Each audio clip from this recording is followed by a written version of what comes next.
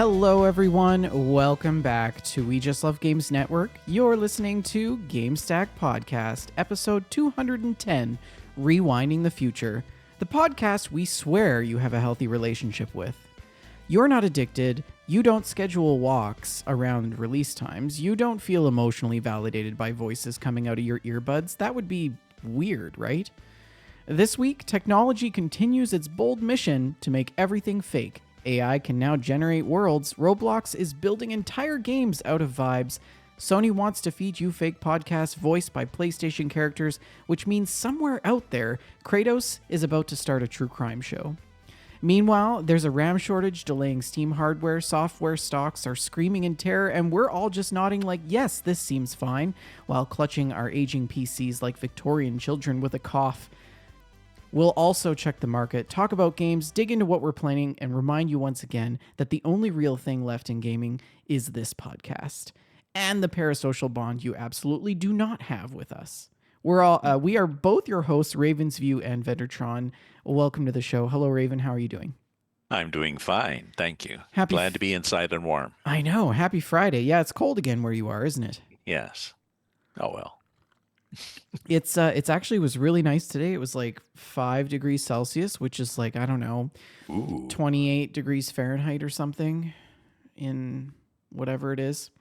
Yeah, it was really nice to have the sun shining, although you do need a lot of windshield wash on your way home.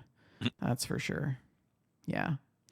The week has been really busy. I've played some new games that I have to talk about tonight. It's just, I'm glad the week is over. It was a lot of chaos at work this week. So what did you get up to doing? Well, I'm being retired for a long time. I still have to remember to pretend that I'm happy it's Friday and I have weekend plans. That's right. It doesn't really drop. Hey, it doesn't really drop quite Woo-hoo! the same. Yeah. But no, a lot of work on my Substack this week, and also trying to watch some of the Olympics, the Winter Olympics in Italy. Yeah, the Olympics started. I don't know if you caught the opening ceremonies today. Mm-hmm. The Winter Olympics in Cortina. How was the Yes. opening ceremonies? I missed it because I was at work. What did you think? You missed. Now I forget which one. It's not. It's not Ariana Grande. It's the other one that has a whistle tone. One of those singers that does this little screechy little thing. But it's a thing. It's a technique. Okay. And she sang and they danced. It definitely was not as impressive as the ones that were in Paris. I don't know if you watched the Paris openings. Oh yeah, I mean, oh my God. Oh, you're thinking Mariah Carey? Is that what it was? Yes, that's who it was. Yes. Andrea Bocelli. Oh, he also sang. That must have been good. Ah, yeah. So no, Celine Dion opened closed in Paris. She closed the opening ceremony. Yes, that was quite a spectacular thing. Yeah. It was good. The opening ceremony in it was good in Milan, and they had it. The venue is scattered among, I think, 4 different areas, so a little different. Apparently, the U.S. figure skaters almost didn't make it to their competition because they got blocked in traffic by the Vance motorcade. Perfect. Yes, because nothing's more important than the Olympics. Exactly. But that was solved at the last moment. So. I did find the CBC commentary on Vance's like little time on the screen while the what do you call them? Players? Olympians? Yeah. When they were doing their parade and then everyone was booing, the CBC commentators were quite funny because they were just like, oh, he's really getting booed. Oh, it's good. Anyways, if you're listening to the show, we apologize if you had to witness the United States being booed, but we assure you it probably wasn't the actual Olympic Americans that were parading being booed, but rather, they're pretty amazing people. Yes, I'm sure that they all worked really hard to get there, and we wish them the best of the luck as they compete for probably the biggest moment in their lifetime. So I have been watching the curling, though. It's been really good. The early shows. I was thinking today, what happens if your team loses and you're out of the Olympics before the open ceremony. That's kind of sad, isn't it? It's like you didn't even make it to the opening. Do you still go to the opening ceremony if you Yeah. lose? Do you have to walk at the back? Yeah, do they tell you not to they just say don't come anymore or like Yeah, you can go home now. yeah. We need to use your room. We Uh, double booked. anyways. Let's run our Oak and Crow ad. If your morning coffee needs more soul, more character than your usual brew, then Oak and Crow coffee is for you. This is specialty coffee with an attitude, roasted with punk and metal energy straight out of New York's indie scene. Oak and Crow is coffee for people who actually care what's in their cup. Check them out and brew with Oak and Crow coffee at oakandcrow.com to level up your morning ritual. As always, thank you all for tuning in live this Friday evening. We love that you join us live on the show. And if you missed the live recording, that's okay because we're a podcast, right? So we upload to all of the various podcast platforms, Apple, Spotify, iHeart, Audible, etc. Please like, subscribe, and review, and we will shout you out. Tell your friends about the show. We love to have new company always on Friday evening. I see God of Radio in the chat. Thank you for joining us as well. In the Discord has been very busy this week. People have been talking a lot about the Olympics. They were also talking about Groundhog Day, which was on February 2nd. And unfortunately, at least in the Western Hemisphere, Puxatawny Phil has seen his shadow, so that means 6 more weeks of winter, apparently. We have some screenshots and stories, a couple of Gamestack challenge entries as well. Raven is going to take us through the news. We also have some of our own gameplay and stocks to talk about. But if you would like to join our Discord, you can head on over to twitch.tv/WeJustLoveGames, and in the About section, the link to our Discord is there, and it'll bring you right into the chat after dark. Let's hop into the news now with this just in.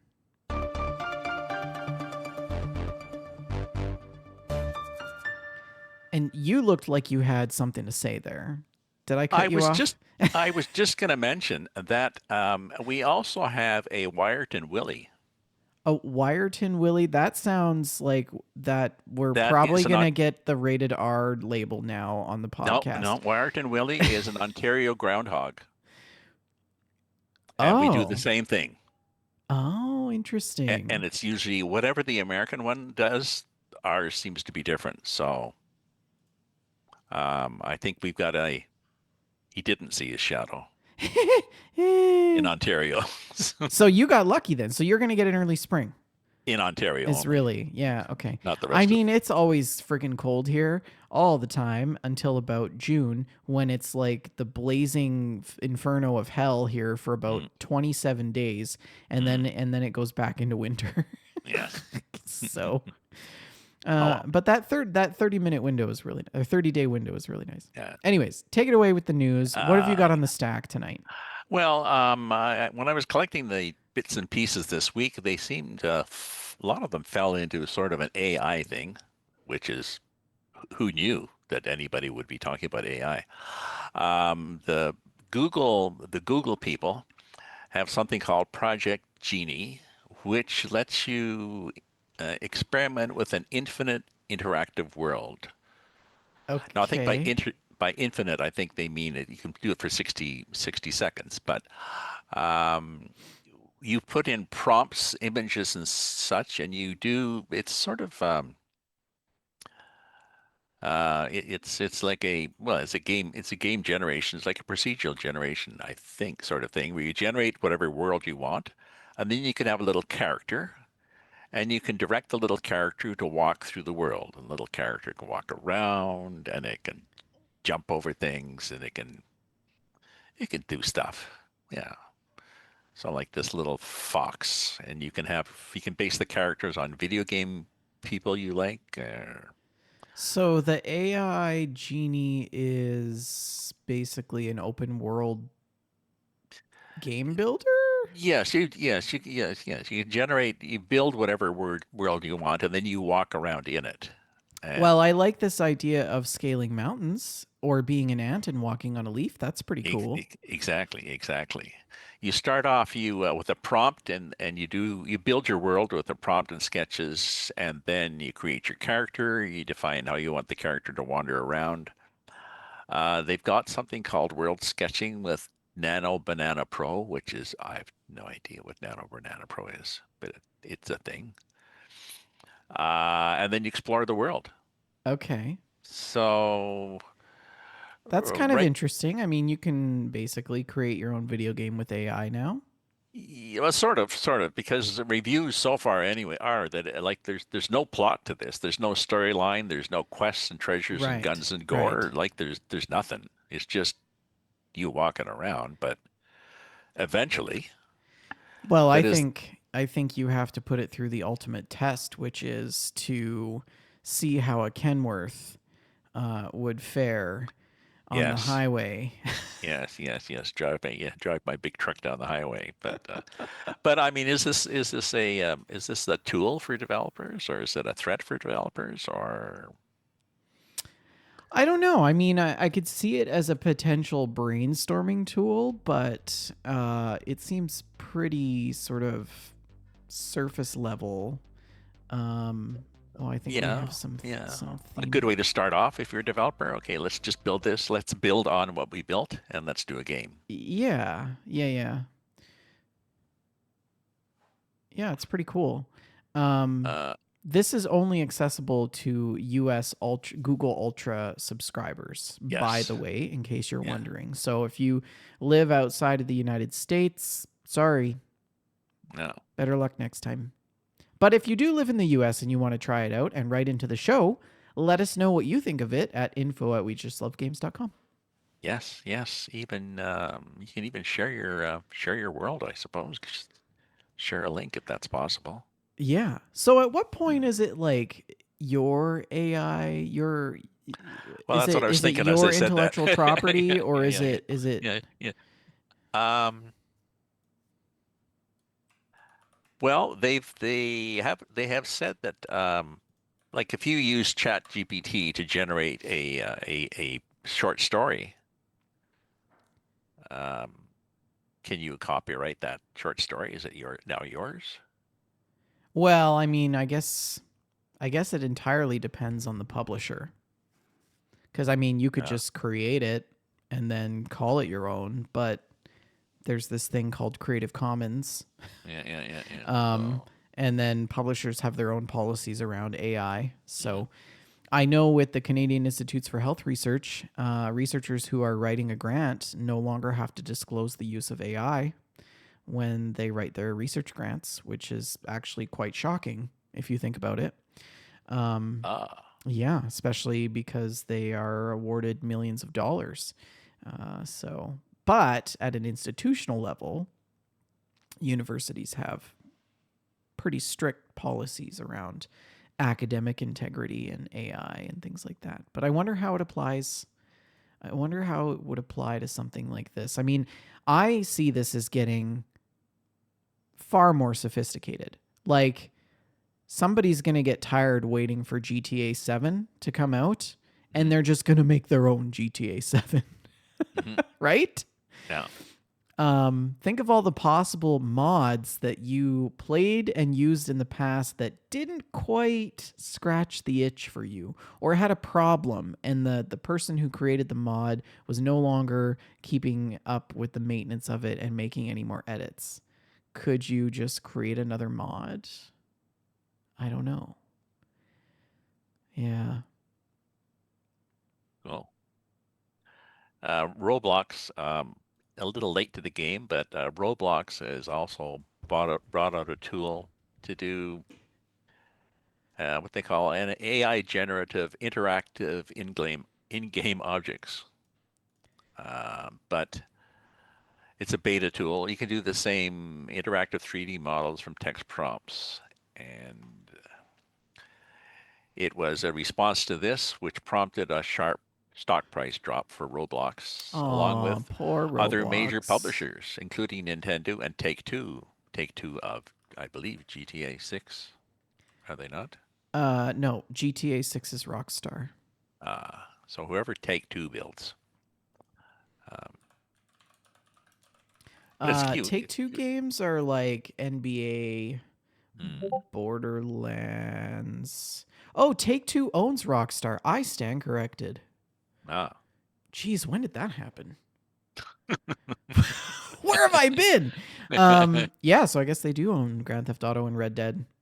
Ah. Hmm. I thought I'd read that, yeah, but I thought you'd be, you know, I thought maybe I might be probably wrong because I'm old, but apparently not. No, you're old, but you read. I mean, yeah. Us younger generation, These we younger we have the generations. attention spans of a parsnip, so we get bored in about 5 minutes. But it's I mean, it's popular. People are playing with this Roblox thing, and it'll who knows? Who knows? It's we get yet another response to the AI panic.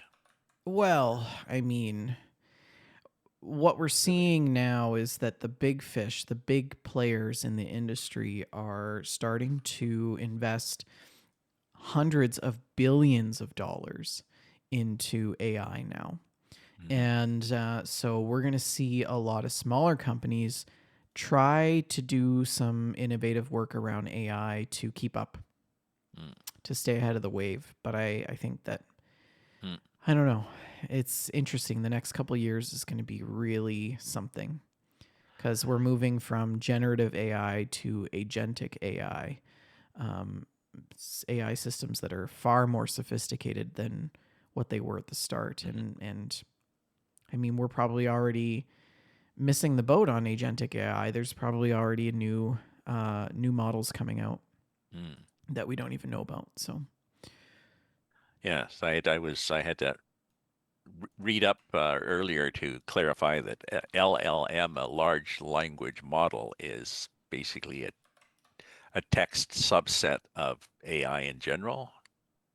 yes, And even the I in AI is misleading because it's a program that has been given a lot of data and then it just guesses what's coming next. Somebody had described it. It's like the predictive text on your phone, but infinitely stronger than that. yeah. I Pretty. mean, like, well, I mean, LLMs are at their core a type of neural network, um, and they're Without the neurons. they're trained like the models read huge amounts of data, books, articles, websites, Yes, conversations, exactly. everything, They right? And then it learns patterns they get about, patterns. yeah. Exactly. Yeah. So I find it funny at work when people refer to LLM as like ChatGPT, and I'm like, no, that's not really the same thing. Mm-hmm. But yeah. There's another firm, Anthropic, Mm-hmm. who are the people behind Claude, um, another AI, and they've launched a new tool that the article says has replaces dozens of software tools, and Wall Street panicked. Claude Cowork. It's like an AI colleague.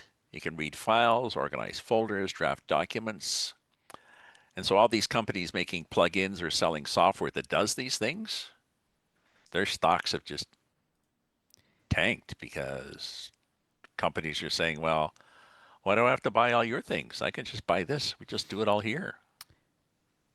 So, Yeah, I mean, the idea of this sort of like workflow wrap, like I have a couple observations about this, right? So mm, workflow wrapper, or this idea of it is like the product innovation and um like the legal plugin is really just prompts, but I think that's kind of the point.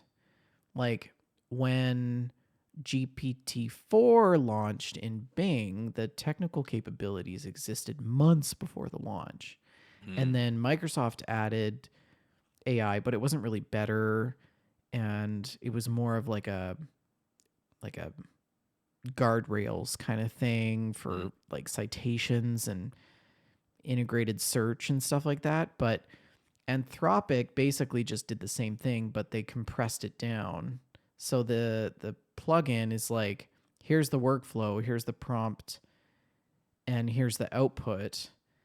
And then that structured is like basically what large enterprises pay, like charge premiums for.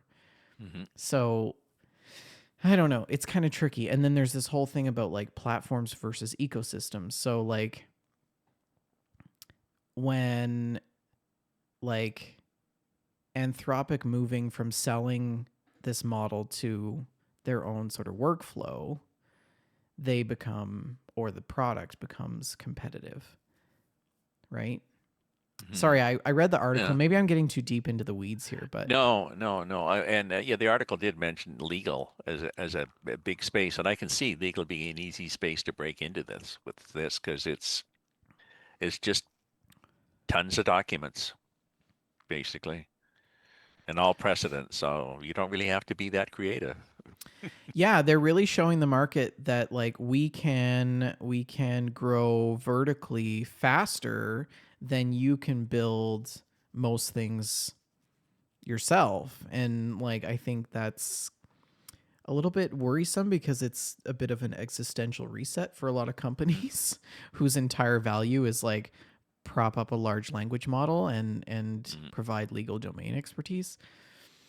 So yeah, I think what we observed today in the stock market is a bit concerning, to say the least. Yeah, I think there's a lot of tech companies that are out there freaking out right now. But well, and it'll be a stressful time for developers, but hopefully better products for users. Well, I mean, yeah, we're just gonna have to see. My hope is that AI becomes sort of a junior assistant of sorts to make things better, but are still human driven. I mean, that's optimistic, but Yeah. Like we started off with spell check. yeah, Yeah. like workflows are workflows, but I think what we're going to move into is a realm of more customized workflows specific to the individual. AI will learn how you work and then figure out better ways to make your specific workflow better. Yeah, that's agentic AI. Anyways, carry on. Carry on. Oh God. The next is a story I think that you'd passed on to me about AI delivered podcasts, a Sony application. Sony wants to use Gen AI to feed you fake podcasts voiced by PlayStation characters. Oh my I God, mean, I know. This is so ridiculous, right? how could that go wrong? Ugh. So what they will do is um, they'll look at your profile, they'll look at you and the sort of things you're interested in, and then they will put together a podcast of news information that they found that they think you would be interested in, and also that they probably think that they should tell you to be interested in. And then they will have that voiced by the voice of a character from one of your games. So the ghost of Toshima's Jin Sakai could be in your ear, or who else did they? Oh, can you God of imagine War's like Kratos. yeah, Yeah, Kratos doing like a true crime podcast? How great would yeah, that be? I would just yeah. I would Yeah. love that. But How would these are you just guys like to have Kratos as a co-host on Gamestack podcast? yeah, I'm just throwing it out there. Raven, we yeah. love you, but Kratos. And Kratos, yes, yes. Because initially, I think it's going to be yes, it'll be podcast, and like they would also generate the podcast, so they would go out and find the articles, put together a podcast for you, and then read it to you in a voice that you like. So Yeah, this is nice. I could Just we'll just spoon the pablum in. Just open your yeah. mouth. Well, can you imagine a podcast done by like Mario and Luigi? Yeah. Hey, it's me, Mario. Yeah, Yeah. woohoo! Guess what's happening? Yeah. Today we have a Yoshi. Yoshi!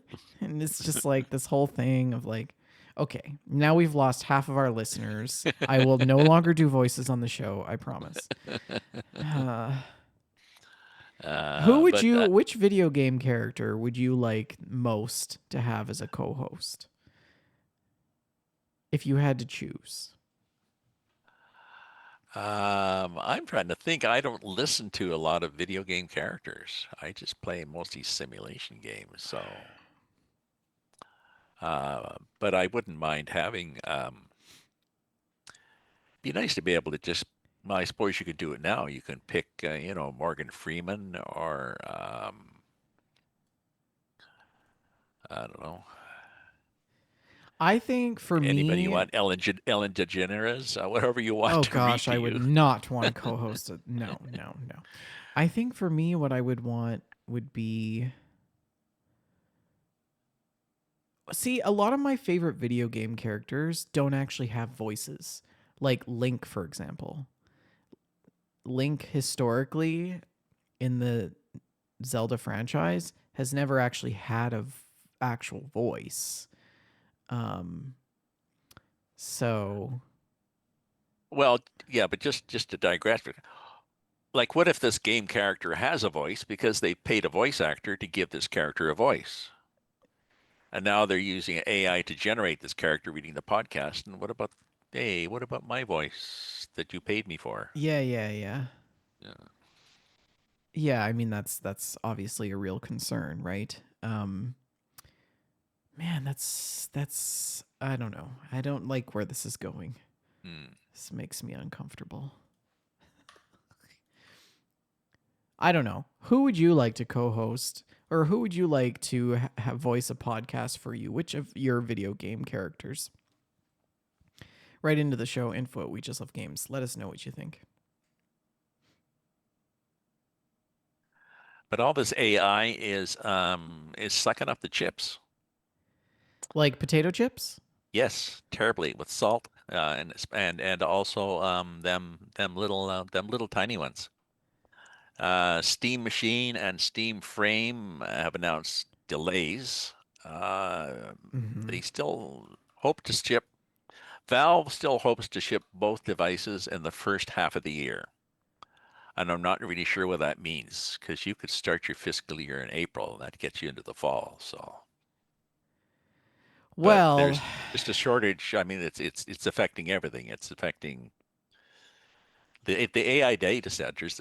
This AI that we are so happy about. They're just sucking up chips, and they want to I pay a premium too. yeah, there I mean, I'm really glad that I built my PC when I did because my graphics card now is like almost double what I paid. But Exactly. um Exactly. there's really no way that the Steam machine can be affordable and profitable with RAM prices where they are currently. Well, And but like it'll be comparable in price to a PC, which is doubled in price. So yeah. Like I don't even know. Like what is the price of a 5070 Ti? 5080? I think I have a 5080 Ti. Like what is the price now? Yeah, they're like it's way more.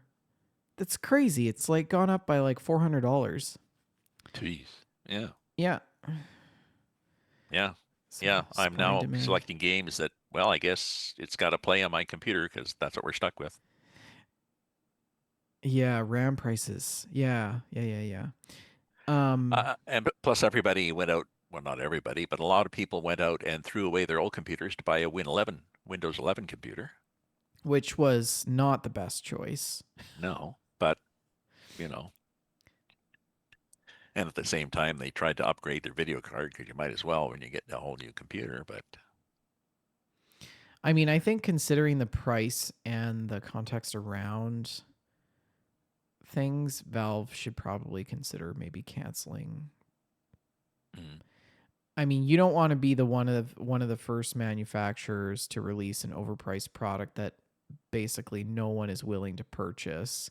no, It's only going to hurt their like reputation. and the product itself. So, Yeah, and estimates are that like production increases are a year and a half to 2 years off because you can't ramp up this stuff as fast as some people think you can.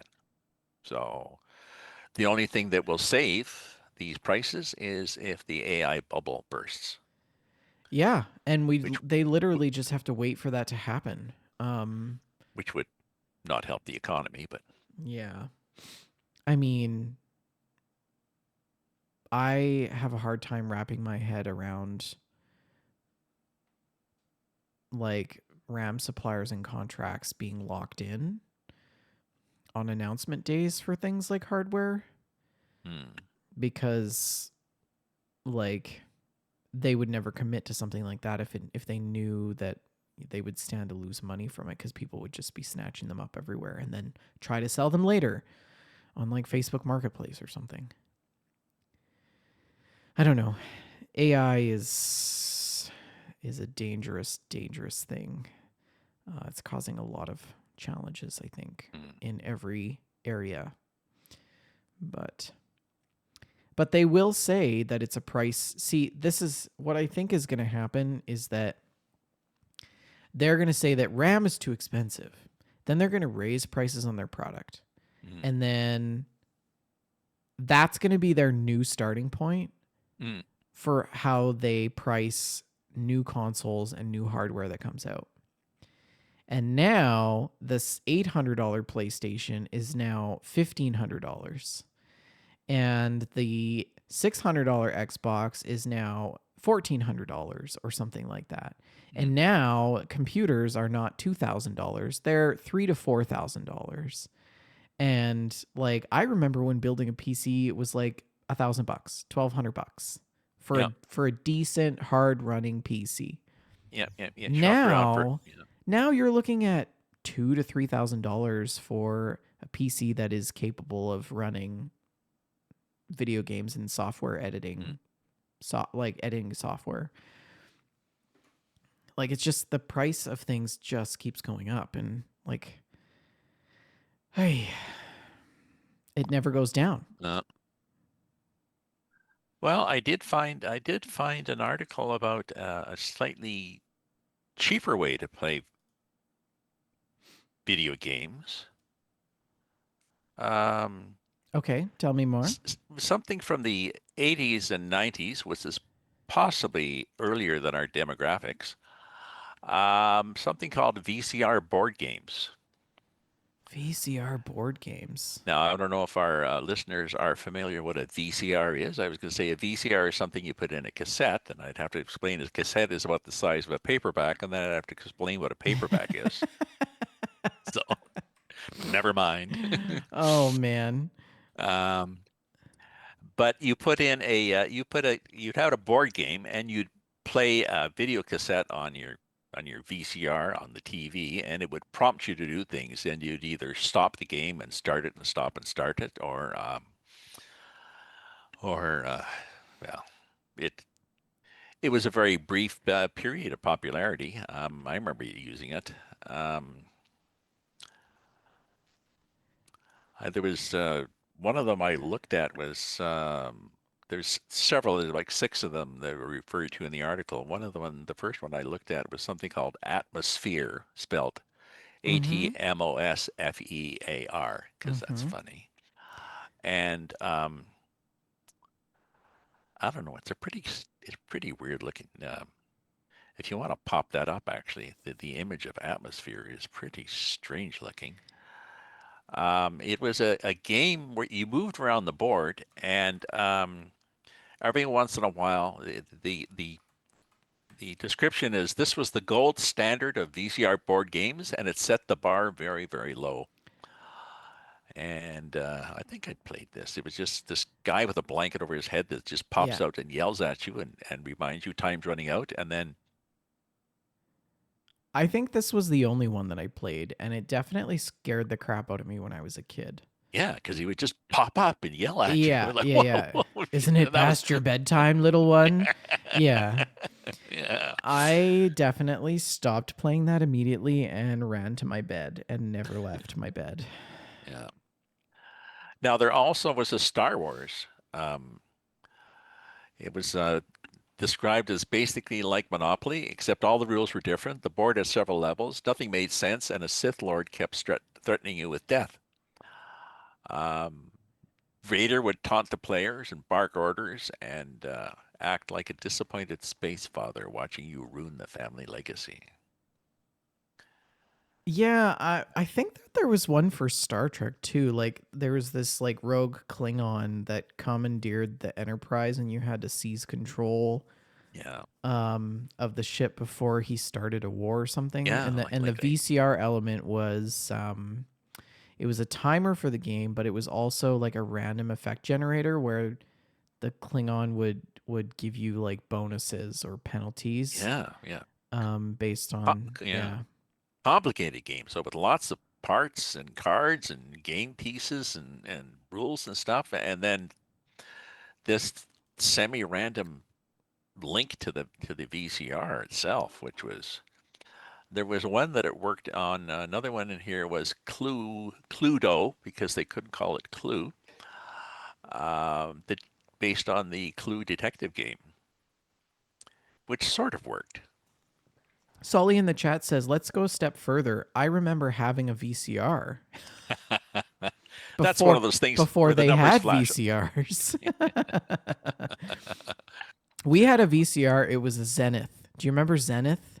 Yes. The brand Zenith, and the VCR had a little flap down folding door on it for Yeah. all the special buttons that we didn't know what they did. Yes. Yes. Yeah, and the plastic door had broken off, so we just didn't have a door anymore, and the door was like, I don't know, in the toy box or something.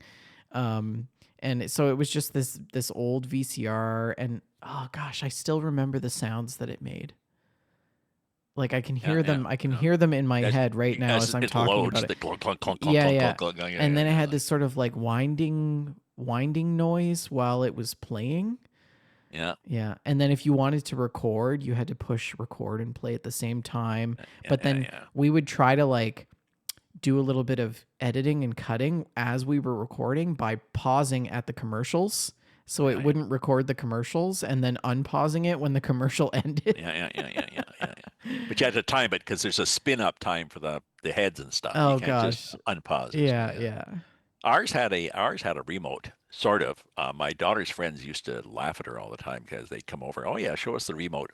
It was a long wire, one end plugged into the VCR, and the other one just came over to the couch with a little controller in your hand. So that was the remote. Yeah. Oh, Sully's saying VCP. So a Just virtual cassette player. just a player. Yeah. He said it would only play it, it wouldn't record, and then you'd have to have a separate unit to rewind the tapes. Oh Do you remember those? no, no, no, Yeah. no. They We used to just have had. them at the Blockbusters. When you would bring the videos back, they would just have them sitting there and they would just Oh pop yeah, them in and rewind them, and you'd yeah, get yeah. charged extra if you didn't rewind it. Yes, yes, yes. The big sign: be kind, rewind. Yeah, be kind, rewind. Yeah, yeah, yeah. Wow, that's a walk down memory lane. So Okay, I have you thought had I'd a share that. VCR in your former childhood? Did you play some of these weird games on them? Right into the show, Info We Just Love Games. We'd love to hear what you have to say. And my last story is one from the UK, written by Maddie Myers with her friend Zoe Hannah. And her headline is Why I'm Launching a Feminist Video Games Website. Okay, tell me more. She's been a games journalist since, well, she says 2007. And while there are games out there that are for people like her, which she describes as feminist and a queer woman, but mostly just feminist. And so she's created a home for to do this on, to do her own, launch their own site to review games, to be a games critic. She just felt that she and her friends, there are too many macho sites out there. The manosphere is True, back, as the she Axe body described. sprays of sites. Yes. Yes, yeah. Now it's true. There's if you look at Twitch, there's these two weird ends of the spectrum. On one end of the spectrum, there are buxom young ladies with push-up bras and V-necks and dyed hair and false eyelashes. And at the other end, there seem to be these macho guys in muscle shirts that are yelling and screaming at you. Um, That's great. So it's what's the site called? it's called mothership.blog, Okay. and And you have to pay. It's because they want to run this with no commercials, and if you just do it, if you just subscribe for free, you can read all their newsletters and stuff. If you want to comment, and if you want to mhm. have on Discord, you have to pay $70 a year, which is not cheap for a site. But they have 1,200 paid subscribers so far, which is 1,200 times 70 is two modest salaries. So Yeah. So I like what she says here. I believe our website is a necessity in our current political climate. It should have existed before when I and millions of other girls who grew up playing games were made to feel out of place by media and advertising that was laser focused on teenage boys. But it's not too late for me to make sure that that exists now. So hats off to them. I hope that their venture is successful and that they gain a lot of traction because I think there's absolutely a place for this in the gaming mhm. community. hmm So that was it for news this week. That's it for the news. Well, the Gamestack Marketplace has one new entry from RTZ this week. He says, check out Alone in the Dark, the trilogy, which is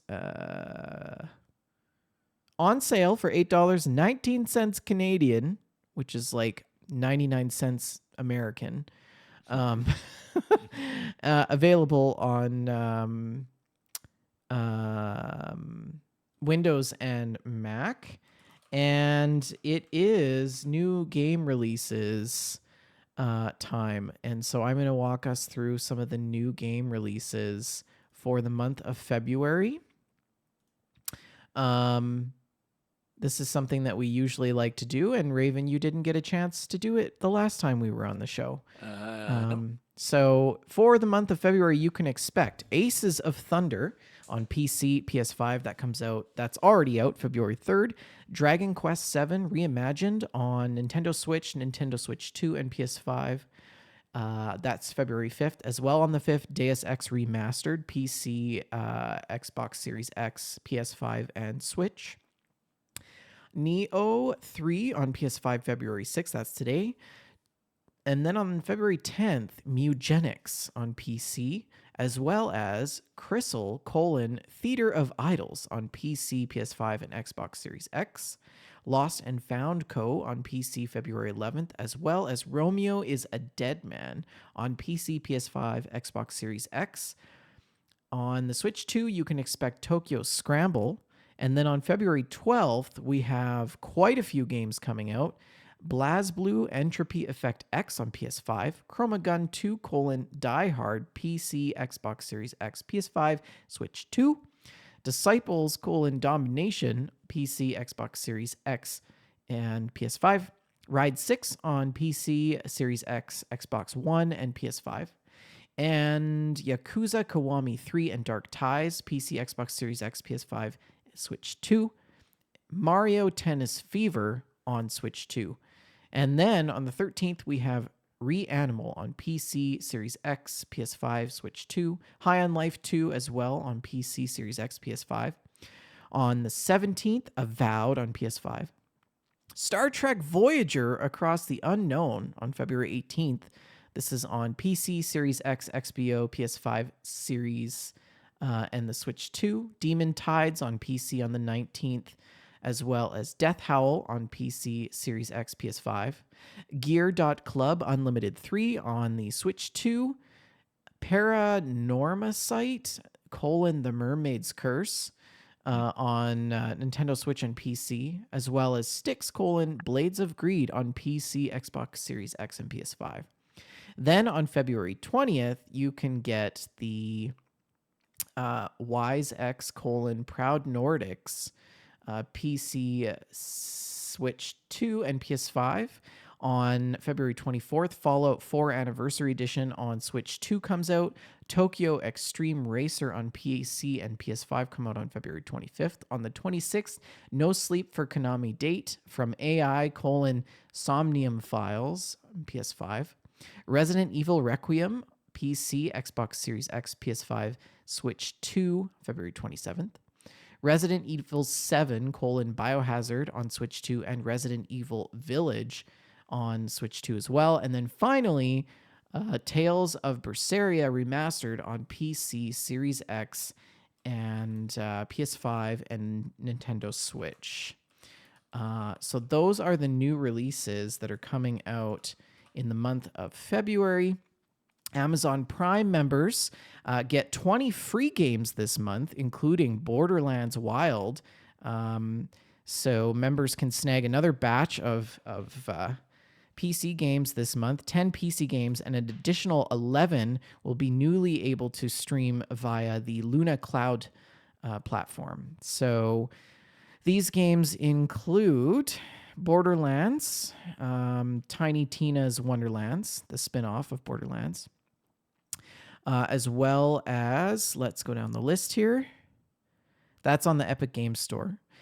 Dread Templar on Amazon Games app.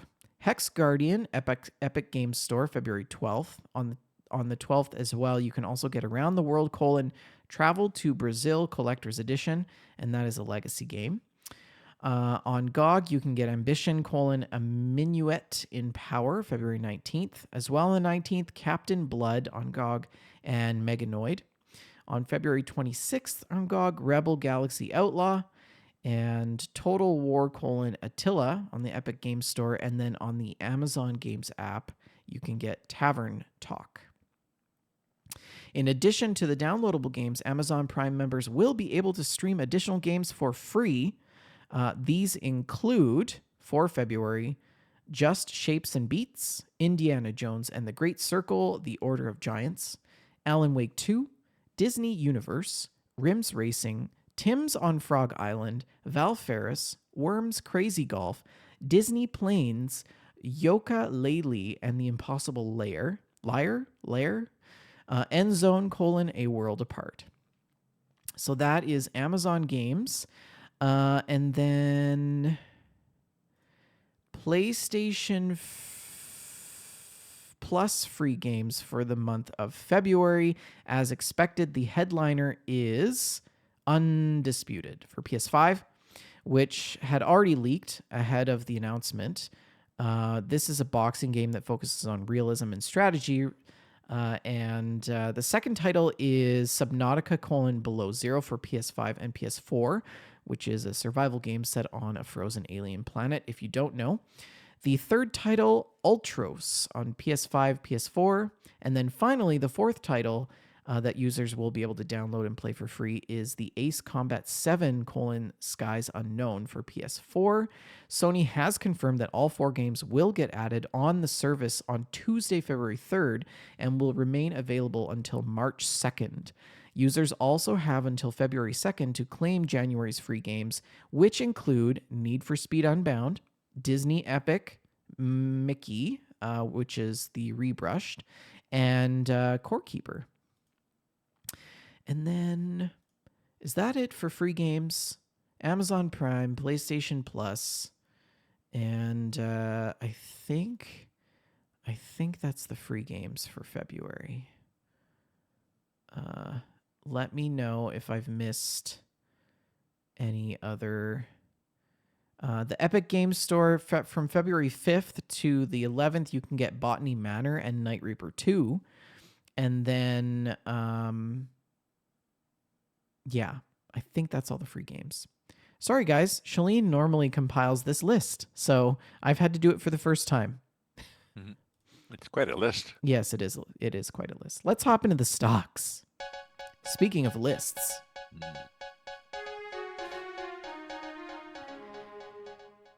Sony closed out at $22.26, up 16 cents from our previous week. Microsoft kind of went down a little bit, $29.15 at 401.14. Nintendo closed out at $13.82, down $1.56. Take-Two down $24.71 at 195.59. EA closed out at a cold $200, down $3.90. 2 cents. 10 Cent closed at 71.47, down $4.92. Roblox closed out at 66.42, up just 66 cents. And video game stocks this week felt a bit like a multiplayer lobby where nobody fully agrees on the strategy, but everyone is still somehow gaining XP. The giants kept doing what giant things do. Microsoft kept flexing its bottomless wallet energy, and Sony stayed cool but steady. Nintendo continued to run on presumably pure charm and mushrooms while kind of defying the market physics. Take-Two Interactive had a little bit of a chaotic situation. Electronic Arts proved again that eye rolling and profitability can coexist. 10 Cent quietly remained enormous, and Roblox Corporation bounced around like a sugar-powered builder with infinite bricks. So the net result from the week, I think, is I don't know where we're at. Things are kind of all over the map. It wasn't a boss fight, more of like a cheerful grind session with decent loot drops. So check out the stocks if you're interested.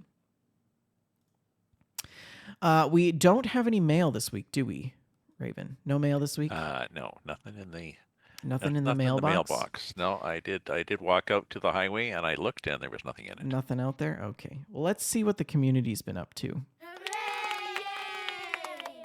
Okay, we've got like one screenshot and story. But I added a bunch, and I'll show them a little bit later when we go through our gameplay. But this screenshot and story comes to us from Alex, and she says, Split Fiction is so good. And this is a picture of, I don't know, it looks almost like a sketch. It's like I don't know what I'm looking at. Am I looking at a screenshot of like the story part of the game? Is this like a split, like a cinematic screen? Anyways, there's text that says, okay, new idea. Do we really need two heroes? What if instead there was a noble steed? Yes, one of them could be a horse. And I think I need a little bit more context. This looks really great. Thank you for sharing. And I should just show that on the B-roll. Sorry for those who are listening live right now.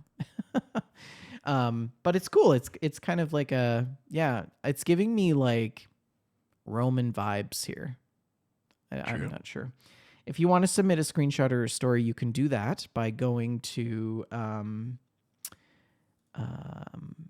the Discord channel in the screenshots and stories and submit there. And then for the Gamestack challenge, what did we ask people to submit last week? It was, give us a photo of your most unplayable game. And we only had 2 submissions, so we could extend this challenge to the next show if we wanted to. This first submission is from Rhino Man. And he says, Disgaea 6, Nippon Ishi doubled down on insane stats, which had up till that point been kind of a staple of the series and just gave everyone 5-digit stats at level 1. That's not a super reincarnated, super special character or anything. That's the kind of stats you get to see on vanilla brand new characters. Functionality identical to the other games where you start with like 30 to 60 HP and maybe like 10 to 20 on stats. Basically just divided everything by 1,000. It distracted far too much from the game for me to enjoy it. And then he says, I refunded it on Steam pretty much right away. So anyways, and then this submission from Green Camps, and he says mission unplayable, and this is a screenshot of Ark. So I really am curious what this story is. He says My vote is Ark. Whether Survival Ascended or Survival Evolved, same game. Tame dinos takes time. To get more dinos, to get resources, to cut time, but still takes time. To get more dinos, to take more time. To get more resources for upgrades and resources to survive, and more time to get more dinos, to get into caves and dungeons, to get parts to fight that takes time, and hope you can control a bunch of dinos to not go into the lava and kill themselves, which then requires min-maxing dinos to try again to spend more time than what I'm willing to spend for a game that burns more people out than he's inserting expletives here after eating Taco Bell from a 3-month fast from the place, high fiber in Greece. Hilarious.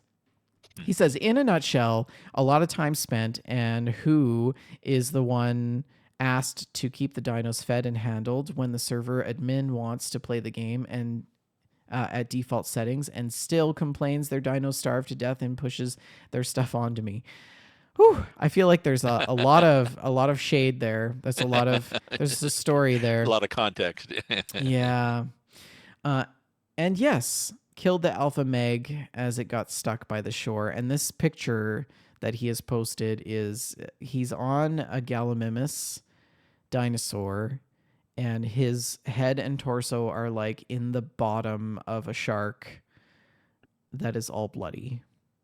I thought that's what it was. Okay. Anyways, I think it's an iguanodon. He's on an iguanodon. It says on the top, iguanodon has leveled up. Yeah, this is Ark. I don't know. I mean, Ark has a special place for me, but I think maybe it was because of the people that I played it with.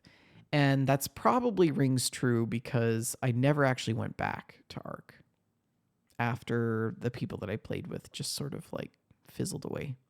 So anyways, that's what the community is playing. Oh, and I've got this one. Another Ark screenshot. This is from 4 Mile Farm. Although this is not her Gamestack challenge, this is an actual screenshot. She actually hopped back into Ark, and she was one of the people that I played Ark with a lot back in the day. And this is one of her dinos that she bred for the Valentine's event. And it's all colorful. It is... I don't remember this dinosaur. What is this one called? I don't know. It's all spiky. Anyways, it's really pretty. It's got purple and pink legs, and then it's got like a yellow and orange back with green spikes, and it's just super colorful. It almost looks like Raven's shirt if you look real hard. Yeah. Anyways, that's what the community has been playing. Let's talk about what we've been up to.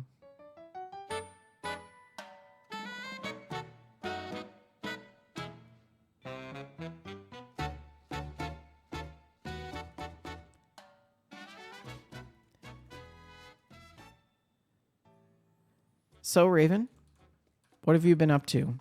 Well, my normal fiddling about with the ATS economy mod, but speaking of refunds, I also thought I'd try to get back into SnowRunner. Oh, yeah? We've been talking about games that we hadn't played for a long time, and I played SnowRunner years ago, and I enjoyed it. I thought I should get back into that. And I had to dig around and I realized, it's all on Epic Games. So that's good. Okay, so I fired it up from Epic Games, and all my save games are gone. So that's special. Okay, well, we could start off again. Let's just plug in the wheel, and let's start. Oh, look, my wheel doesn't work. It is not compatible with the Thrustmaster T248. Nope. Hard pass. Exactly. There's fixes. Well, you can pretend it's this. You can pretend it's this. You can hook up your VCR to it. Like you do all these things. No, none of this is. This is the thing. This is when I got SnowRunner. This is what turned me away from the game. I was like, how can you make a game like this and not have compatible hardware? Yeah, like because there's so much that's gone into the game for the physics and I don't know. It's not a simple game. It's crazy. You just so you returned it? You returned it? Well, I realized I got to return. I got 14 days, and I think that was last week. But yeah, okay. It reminded me. It's just like give up on it because I went into several forums for who's it by? Saber, I think. And I went to forums and bid trouble tickets and bug reports and stuff like this, and I haven't heard for several days, and I probably never will because they don't care. I mean, So I love that you're probably the only person that would actually submit a support ticket. I mean, everyone else would just toss it in the corner and walk away, well, right? Like, just in case, I'm always good on let's try to improve the process, or not. So that was it, and a little bit of Assassin's Creed again, oh wandering yeah. around Greece again. It's a sort Oh. of a, but that's it for games. But I understand you were doing something about Karen. You said whoever this Karen No, no, person no, is. not Karen. Karen. The game is called Cairn. We talked about it on the show previously. It recently launched in January, I believe, and I picked it up this week, and I've been playing it just last night, actually, and I'm probably going to play some more, maybe tomorrow. Um, okay, I have a love-hate relationship with this game already. It's too early for me to have full impression and opinions about it, but let me just say I bought it, and when I opened and started the game up, the first thing that flashed on the screen was warning, this game is best played with controller. You might want to have a controller. Hmm. And I'm thinking to myself, okay, it would have been nice if you had told me that before I bought the Before I game. bought it. So I refunded it. I was furious. And then I couldn't stop thinking about it. I thought about it all day on Thursday. And then I found this in the couch. In the couch. Carlo, he was holding out on me. He had this Pro controller for the Nintendo Switch, which is also compatible with PC. So I thought, okay, let's give it another go. Ah. So I picked up Karen. I did take some screenshots for you guys so that you can see, but this game is actually quite beautiful. So it's all about you play this character. Her name is Ava, and this is Ava here climbing on the mountain, and you start out in a training facility of rock climbing walls, and there's 8 different rock climbing walls, and you have to do 3 of them to finish the training, but you can do all 8 and you probably get a special achievement. Hmm. So the completionist in me is like, I need to do all 8 of these, right? So I'm like sitting here after work. It's like 4:30 in the afternoon. We have to make dinner. Carlo's still working, and I'm like playing this game, trying to figure it out, right? I got stuck on the 8th wall for probably 2 hours. And I was so furious. And Carlo's like, I could hear you down there getting frustrated, like huffing and puffing. And I'm down here and I'm like, stupid, god damn it, right? Yeah, leave me alone. I'm having fun. Yeah, I'm having a great time. I'll be fine. So anyways, I couldn't finish the 8th wall. I couldn't do it.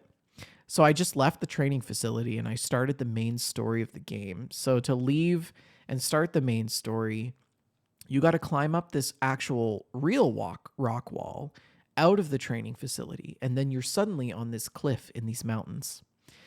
And then you got to climb this cliff here to the main cliff, which is like the start of the actual game. And when you get up there, Karen plays across the screen and music plays, and you start to see the opening credits of the different producers and the designers of the game and stuff. It's really cool. And then there's save points. So you climb and then you save, and you climb and you save. And every time there's a save point, you get a tent. And so this is what your tent looks like. You're sleeping in it. You have a little sleeping bag. You've got your backpack. There's a lantern hanging in the middle with the cooking pot. And then you have this little robot that accompanies you. And he is there to help you as your rope guide. So he's like your spotter, but he also repairs your gear for you. And somehow produces an infinite supply of hand chalk, which is super handy. But yeah, so this is me sleeping in my tent. Ava sleeping in Ava, I think her name is Ava. And this is her in the morning. She's all awake. But it's That so funny. Like, they have really done a good job of expressing the frustration that you have playing the game through the character. Because when she falls and she fails, she screams, she swears, she gets mad, right? And in your mind, like in my mind, I was sitting here thinking all of the things that she was doing, but not reacting in the same way, right? This is really funny. The trails, there's little hiking trails as well in the game that you have to do. And this was really cute. The hiking, you know how hiking trails will have that sort of like poster board Yes. sort of thing with the little roof on it. They all have them. So you can walk up and you can read all the different cards that are on and the maps and stuff. And this one says, notice raising awareness about pollution linked to mountaineering. The mountain is not your garbage dump. Pick up your trash. And there's all these great little signs. Bears in the area, or somebody will pin up a glove that somebody lost on the trail or something. It's cute. Oh yeah, here's a better shot of the little map board or whatever. Yeah. Sounds like a great game. Oh, it's actually pretty good. And so this is your backpack. So when you open up your backpack and you look inside, you've got all of these things dangling on the bottom are your piton screws that you use to drill into the mountain to put another rope. Yep. Those are important. You've got water, you've got hand chalk, and then in this particular instance, I've got bandages, chocolate, some money that I found on the ground, a bottle of pills, some noodles, and another type of medication. And then over here, I've got I think it's like a tablet or something or a phone, and then some sort of other, it's like a radio or something, but I haven't figured out what these things on the right are. I don't know yet what they are. But I gotta figure out how to use the piton screws as I'm climbing, because I always forget and then I fall. I have already died once. But it's I don't know. I think overall the game is mildly infuriating, but overwhelmingly charming and very addicting. So I'm looking forward to playing some more of it. That's all I played this week. Hopefully we can get around to doing a haul or something on the weekend over coffee, as we normally do. But that's pretty much all I've been up to. Yeah. Anyways, I think that is pretty much a show. Any plugs or announcements that you have to share with the listeners, Raven? No, all my stuff is via ravensview.ca. If you want to find my stories on my podcasts. So check that out. You can also join us next Friday for another episode 211 of Gamestack Podcast. And I apologize in advance, but now we have episodes 207, 208, and 209 published and out on all the various podcast platforms. And so you can listen to those. Those are the first 3 that Raven has done with us on the network here. Other than that, if you're feeling like some coffee, you might want to check out Oak and Crow. If your morning coffee needs more soul, more character than your usual brew, then Oak and Crow coffee is for you. This is specialty coffee with an attitude, roasted with punk and metal energy straight out of New York's indie scene. Oak and Crow is coffee for people who actually care what's in their cup. Check them out and brew with Oak and Crow coffee at oakandcrow.com to level up your morning ritual. Thank you to the folks over at Oak and Crow for continuing to support the show. You can email us at info@wejustlovegames.com. We'd love to hear from you. If you want to send us some mail, you can also post that in the Mail Stack channel. Check us out on X at We Just Love Games, facebook.com/We Just Love Games, or facebook.com/group/We Just Love Games. And Discord is usually the best place you can get a hold of us. Don't forget, we record the show live every Friday, 6:30 p.m. Mountain Standard Time, 8:30 Eastern Standard Time, right here on twitch.tv/We Just Love Games. We are on Amazon Music, Audible, Apple Podcasts, iHeartRadio, Spotify, any other podcast platform you can think of. Please like, subscribe, and review. We love to hear from you. Thank you all for listening once again. And Raven, what is your last word? Well, my last word is take heart because spring is on its way. The days are getting longer and warmer very slowly, unless you live in the southern hemisphere, in which case it's the opposite and sucks to be you, but spring is coming here. Good night, everyone.